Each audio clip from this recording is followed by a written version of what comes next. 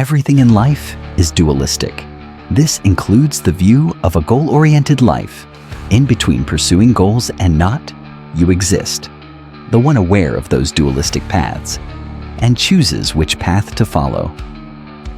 This duality sparkles even more for spiritualists and occultists. On the one hand, we as magicians want to create the best possible life for ourselves and to self-actualize, to incarnate our divine form from heaven on earth, so to speak. On the other hand, the pursuit of goals is a never-ending journey and might lead one astray and on the wrong path. You are trying to reach infinity empirically and materialistically, something you will never succeed in. There must be another way. The pathless path, the path of no pursuit, stands as the yin to a goal-oriented yang. On this path, you are not submerged in a state of ceaseless becoming, but rather step into being to realize that you are essentially perfect as you are, and the thoughts and feelings of imperfection are simply the product of thoughts of self-doubt. Fleeting thoughts that disappear just as quickly as they arise. Every work of art has multiple steps from the stage of an idea to a physical manifestation. Yet, all these stages exist simultaneously, and each one is perfect in and of itself. Their differences, not only in measure but also in degree, ensure that there is nothing to compare here. Once we achieve a goal, we set another goal for ourselves and another, ad infinitum. When will we ever reach a point where we say, I do not need to achieve anything or prove anything to anyone, including myself? It might sound like a paradox to pursue a goal-oriented life while not pursuing any goals, but trust me, there is no paradox here. This is similar to the Chinese concept of wuwei, which means effortless action or doing nothing in Taoist philosophy. When we pursue goals, Western mindset, we forcefully strive to achieve something. Hence, we step out of the natural flow of the universe and nature. We project ourselves outwardly and operate in an unnatural way that causes stress and anxiety. This is a global epidemic. To practice wuwei, we are aligning ourselves with the universal rhythm and natural flow, restoring balance and stability to our body and mind. As magicians, this is crucial and can make our craft and ritual work vastly more powerful, effortless, and harmonious.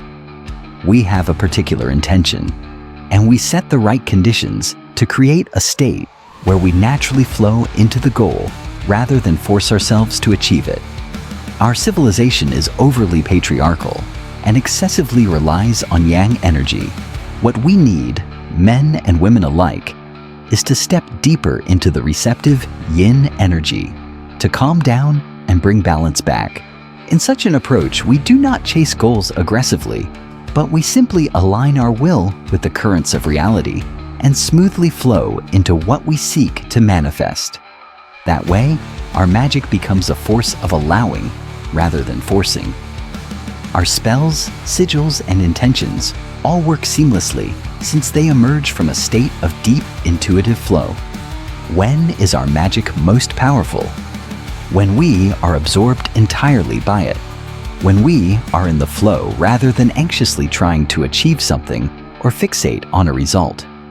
This is a state of Zen, being in the flow, and it expands outside of our magical practice to our daily life. So why did I say that there is no paradox here? We do not give up on our goals.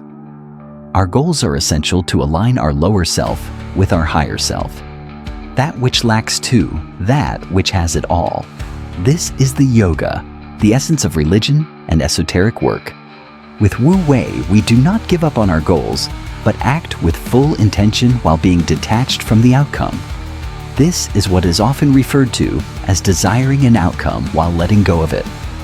Mastering Wu Wei requires deep inner stillness and detachment from our mental movies and the egoic I. Note that we do not eliminate the ego. We simply understand we are something more than that ego. Our inner stillness is perhaps the greatest treasure we have, the thing worth all our attention in cultivation. All the noise, the drama of life, the fake people in our lives, the negativity, are interfering with our inner stillness. Forget about demons, angels, deities, and spirits. It's a serious distraction from your true path. These are all archetypal forces of the collective and personal unconscious. Yet you are something so much more than all of that. So why would you even care about it? Set your eyes on the prize. Gnosis, apotheosis, self-realization. To illustrate the difference between having a goal held lightly in an open hand rather than a clenched fist, I'll provide an example. Let us say that I set myself a goal to wake up at 5 a.m. each morning. I know I can achieve it because I have done so in the past. Instead of forcing myself to wake up unnaturally at 5 a.m., I flow into it naturally. Instead of saying, I need to wake up at 5 a.m., I identify with someone who wakes up at 5 a.m. I wake up naturally at 5 a.m., but if tomorrow I wake up at 6 or 6:30 and my body finds that it is not my natural wake-up time, then I start to set up conditions, going to sleep 15 minutes earlier and waking up 15 minutes earlier, perhaps not eating heavy meals before sleep, creating a gradual adaptation to flow with the body's cycles, rather than through a rigid and aggressive approach. Just like in meditation, when we find ourselves lost in thought and we gently bring ourselves back to our breath or mantra, so is it here. We gently adjust ourselves to the natural flow that we have lost. This is very similar to Krishnamurti's philosophy of the observer is the observed and the observation. In this case, the observer is me, who set an intention, a goal to wake up at 5 a.m. each morning. The observed is my goal, and the observation is whether I have succeeded or not. With a forceful approach, there is a separation between the observer, the observed, and the observation.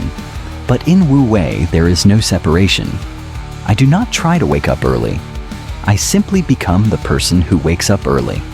The observer, observed, and observation merge, and instead of trying to wake up, I just wake up. There is no distinction between me and the action. This reminds me of one of my favorite quotes by Bruce Lee from the legendary movie Enter the Dragon. A good fight should be like a small play but played seriously. A good martial artist does not become tense, but ready.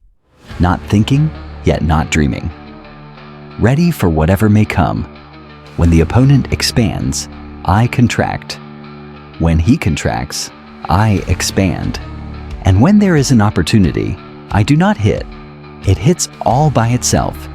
So, there is no me who must wake up early. I become the waking process itself. The action happens without struggle and without resistance. Who is the I who struggles to wake up early? You do not push yourself, nor do you passively wait. You flow.